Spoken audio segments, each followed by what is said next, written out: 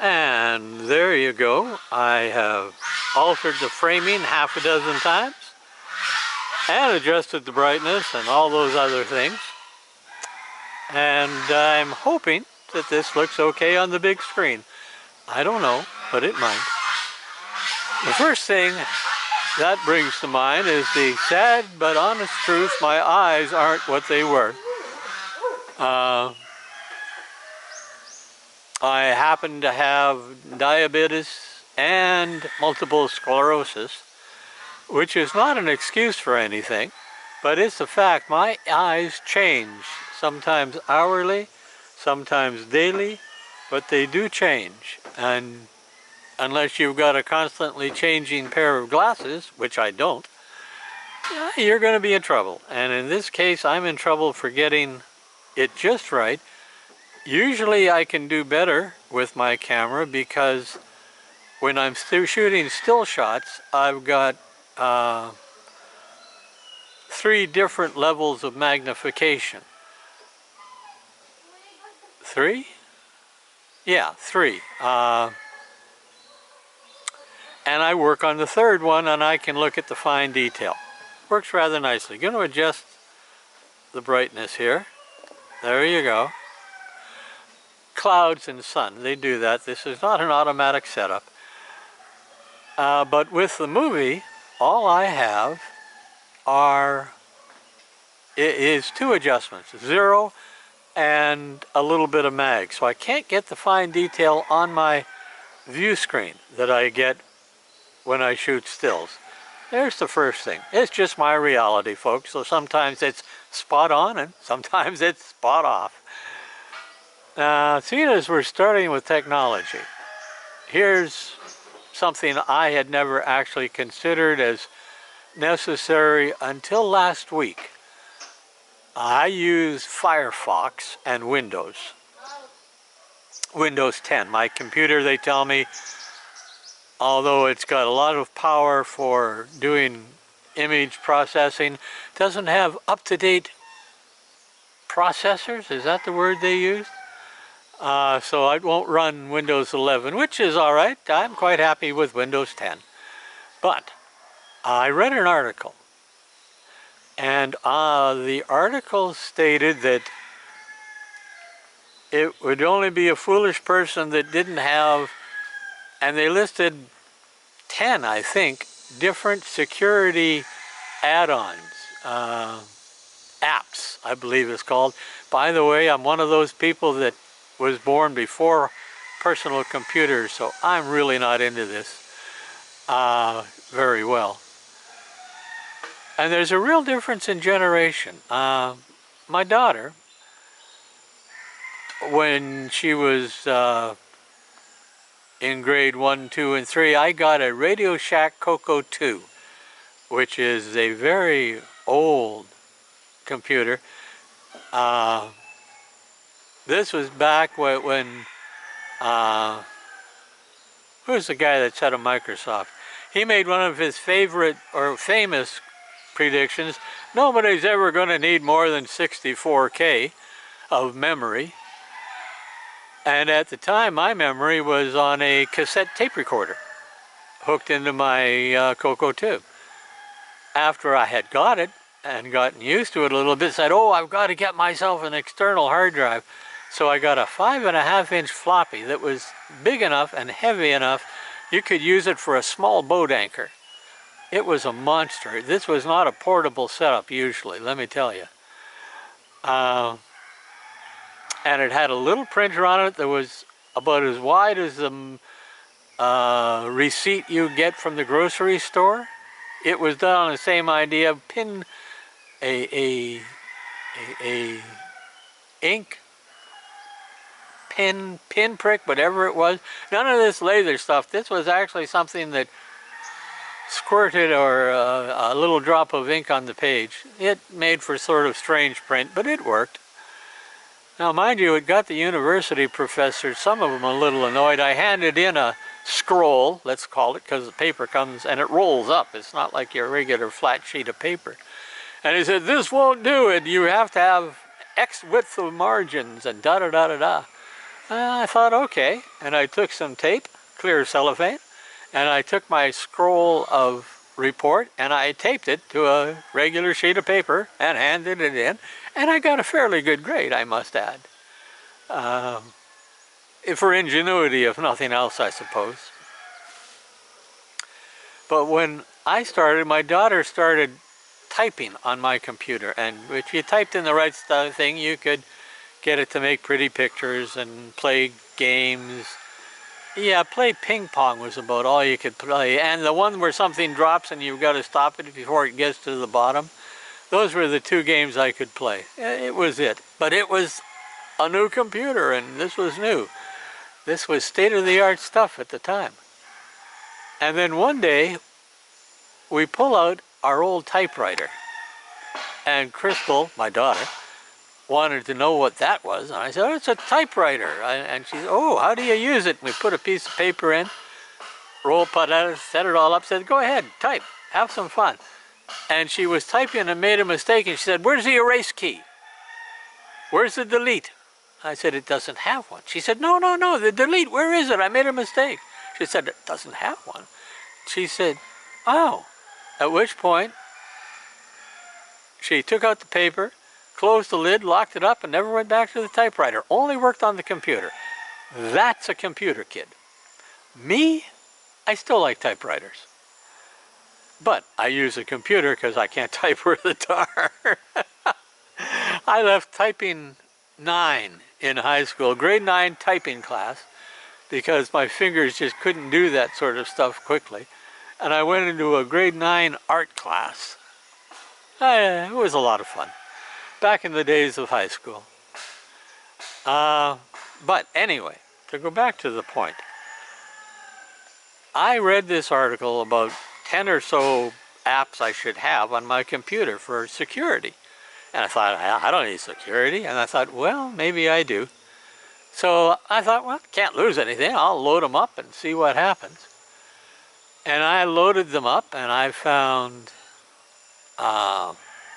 they almost all worked right out of the box, so to say.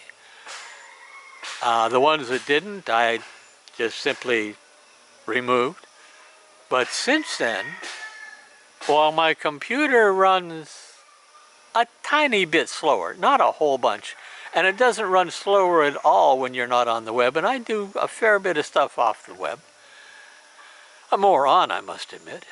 But I'm seeing these numbers, especially on YouTube, which is where I post my videos so I can get them into Sway and then take them from Sway and make them look good in Blogger and not have all those silly ads from YouTube. It's a little convoluted, but you know, you get used to doing that silliness. Back to working the brightness, here we go. There. I like the dark look. I'm going to leave it at -1. And this is blocking a lot of people that want to track me and trace me and all sorts of nasty stuff. Added security. It's not quite dark web security from what I understand, but it's improves what I've got. And if any of you out there haven't looked into that, all you need to do is go into, now I would suggest the duck search, GoDaddy Duck or whatever that is. It's what they recommended, so I started using that as my search engine. It gives as good a results for what I search as does Google, and it doesn't allow the Google tracking. Nice to get away from Google tracking, a little bit anyway. Just do a security apps Firefox web search on whatever search engine you want. And read an article or two. I mean, I'm not a tech expert. I just know that I took this article's advice, tried it, and it worked. For me, it's blocking a lot of stuff. I don't know that they're nasty, horrible lots of stuff, but there's lots of stuff they're blocking. you might want to look into it. It's a tech day, no doubt about it. Which is kind of strange because I'm not a tech person. But what I am is I'm a person that's getting into August, as is everybody in the known universe. And while I'm within 10 degrees of the equator, I'm at the northern side of that 10 degrees from the equator, not the south. So while Australia is going into their Christmas summer time, yes, they get Christmas in summertime. In the Philippines, they have made a marvelous adjustment to the Christmas tradition. They still have Santa Claus on his reindeer, and he's got on this humongous, thick, red suit with the white furry hat and gloves and everything. And it's like 90 degrees here, Fahrenheit. Oh, well into the high 20s, low 30s centigrade. So everybody knows that that's the most ridiculous thing they've ever seen. But to make it look just that tiny bit more realistic, they've given Santa a real good sunburn. They have, yeah, no kidding, sunburned Santa Claus. Because he's in the tropics. He comes from the north. Of course he gets sunburned. Makes sense to me. But you're looking at a blossom for passion fruit. That's what this video's hooked onto. And I've got some great indoor shots of it. Now, at the end of this video, I will try to swing it over to show you actual passion fruit growing. Because I can't, well, I can. All I have to do, there's one right there. All I have to do is lift it up just a bit, and it looks about the same focal plane, so it should work. In any case, it's July, it's August. I should have fruit in my yard. I'm a Canadian. This is when you expect to have fruit. But what I'm going to love, and one of the reasons I enjoy living where I do, is that when my friends back in Canada, and I have 2 or 3 of them still, I am what you call an expat, a serious expat. I have been in the Philippines. I started off coming to the Philippines a quarter of a century ago, plus a year or 2, I think. And when we came back the last time, we said, well, we've tried Canada and we've tried the Philippines, and we're going to stay in the Philippines. And it's been 20 years since I have returned to Canada, and I have no plans to do it. This is my home. We have created our own version of a tropical magical garden, and we love it here. We've got good health, we live well, and we don't have snow. If we were in Canada, we would have an apartment even smaller than our house because that's all we could afford. My pension is not what, I just jiggled the camera, but it looks okay. Pension is terrible in Canada. And we're just better off here. We're going to stay. Just end of that discussion. Very selfish on our part, but that's how it is. Myra does important work. She's not a major player, don't get me wrong, but the work she does helps to create the possibility of a true peace in the Philippines in a very small way. She's a professor at a university teaching peace and development, and she gets all sorts of very interesting students from all sorts of walks of life, and you never know just what any of these students might do with what the information she passes on to them, which is kind of nice when you think about it. Now, this is 15 minutes into it. I'm going to try to show you, first off, I'm going to move up just over, I'm going to put it on autofocus, got to do that. There you go, autofocus, because if I don't, when I move it, and, oh, come on, come on, come on, where are you? That shouldn't be going blurry like it is. Oh. What am I looking? Oh, okay, there. I just didn't have to move as much as I thought I did. There. What do we got? 16, let's take that down. Okay, there. Darken it down just a bit. Come on, other way, other way. There. That beauty. And I'll put it back where it works. I have no idea why it quit working there. There. That is a passion fruit.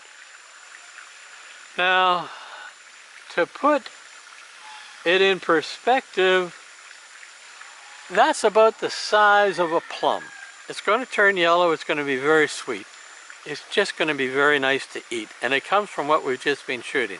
I'm going to bring back over, slowly, slowly, I got to keep going.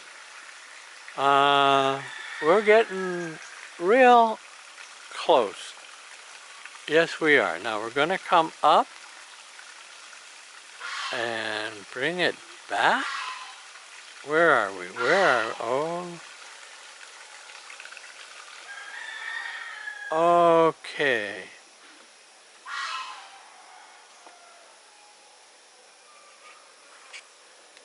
Huh. I'm looking for something, folks, so bear with me. I don't know if I can find it or not.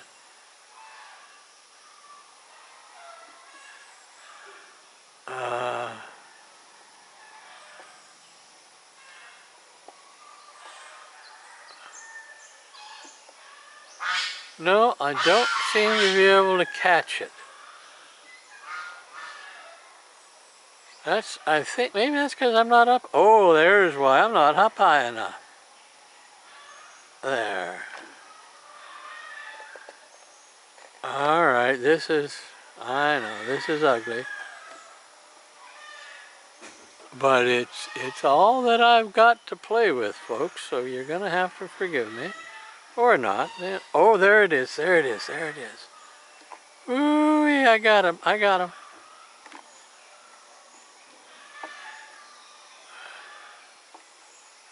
There. All right, well, I don't know if that's going to give me a close-up shot. It might, but it will allow me to focus. There. Okay. That's well focused. F8. I can't get the bamboo, but in the background there, and that is, oh, wingtip to wingtip, 1.5 to 2 inches. 1, 2, 3, maybe 4 centimeters, somewhere in there. One of the glories of here are the butterflies. Now, when I get back to my story, the thing I'm going to love is that I'm going to be able to come out here in January, February, March, when my friends in Canada are freezing their toes, to use a polite term. I'm going to have a garden that's giving me flowers and vegetables and butterflies and birds and all sorts of beautiful things. So no, I'm not going back to Canada.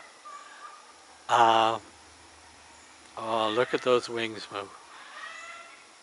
Now, I must admit, in Canada, I was a truck driver, a cab driver, a biker, a pilot, a deckhand on a mission boat, and I did a lot of traveling. And I thought it perfectly normal to do a lot of traveling. And I do miss, oh no.